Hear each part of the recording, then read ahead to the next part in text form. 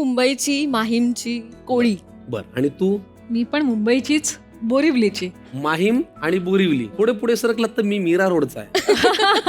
बर, तर तुमच्या पात्राविषयी आम्हाला सांगा. तुझ्या पात्राचं नाव आहे? माझ्या कॅरेक्टरचं नाव आहे स्वीटी. आणि ती खूप अशी धडाकेबाज आणि फटाफट हो हो, बोलणारी. अगदीच कोल्हापूरची रांगडी मुलगी मर्दिनी असते की नाही, हा, तशीच आहे ती. आणि ती कोणालाच घाबरत नाही, ती पटकन बोलून टाकते. आणि शुभूवर तिचं जसं मी सांगितलं अत्यंत प्रेम आहे, तर ती त्याच्यासाठी काहीही करू शकते. म्हणजे तिला सांगितलं उद्या जीव दे, तर ती जीव पण देईल त्याच्यासाठी. तर ती अशी आहे स्वीटी आणि बरं. फारच व्यक्ती जेन्युइन. म्हणून तू कशी आहेस भूमिजा? मला वाटतं मी पण तशीच आहे. हो, बिंदास. म्हणजे आता स्वतःबद्दल कसं चांगलं बोलू. भूमिजा या नावाचा अर्थ काय? भूमिजा या नावाचा अर्थ आहे, सीतेचं नाव आहे बरं. भूमी जातक. अच्छा, आणि तुझ्या पात्राविषयी आणि तुझ्या खऱ्या आयुष्याविषयी?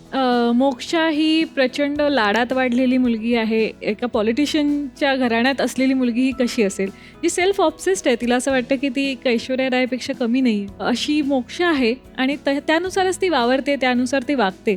पण सानिका अगदीच अपोजिट आहे. कारण तिला वडिलांनी प्रचंड, म्हणजे एक उत्तर चुकलं तरी असं ते इतका कान पिळायचे माझे बाबा, मला आठवते. मोक्षा आणि सानिका प्रचंड उलट्या आहेत, पण मला मजा येते हे करायला, वेगळं वेगळं. फार भारी. अभिनयाची आवड दोघींना लहानपणापासून होती का? मला लहानपणापासूनच होती, अगदीच खूपच लहानपणापासून. बरं. पण मम्मीने खूप जबरदस्ती करून ऑडिशन द्यायचं, हे करायचं, कारण मला डान्समध्ये इंटरेस्ट होता. पण मग तिच्यामुळे तिचं स्वप्न मी पुढे ढकलते आता, आणि आता मला खूप ढकलतेस आवडते. काय, करतेस छान.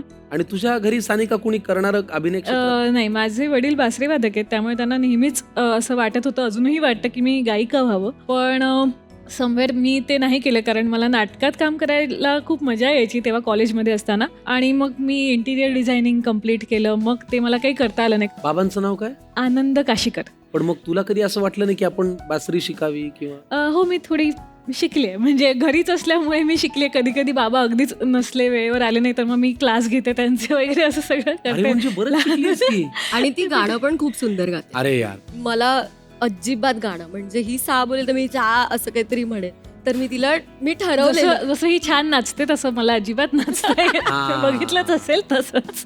तर मी तिला सांगितलेलं की मला शिकायचंय, तू मला थोडं तरी काहीतरी शिकव. तर आम्ही मध्यंतरी क्लासेस सुरू केलेले सेटवर. पण कशाचे? गाण्याचे? ज्याच्यात सानिका तिचंच गाणं विसरली. प्लीज सानिका, मग आम्हाला आमची विनंती आहे तुला की आम्हाला एखादं काय आहे माहिती का, की अशा भेटींमधून झी मराठीवरचे कलाकार जे दिसतात त्याच्यापेक्षा वेगळे अजून ते किती कलांचे धनी आहेत हे आम्हाला कळतं. तर प्लीज सानिका, माझी तुला विनंती आहे.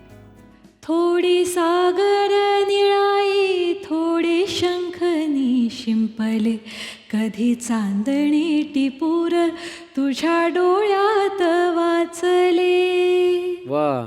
कधी उतरला चंद्र तुझ्या माझ्या अंगणात, वा. स्वप्न पाखरांचा थवा विसावला ओंजळीत.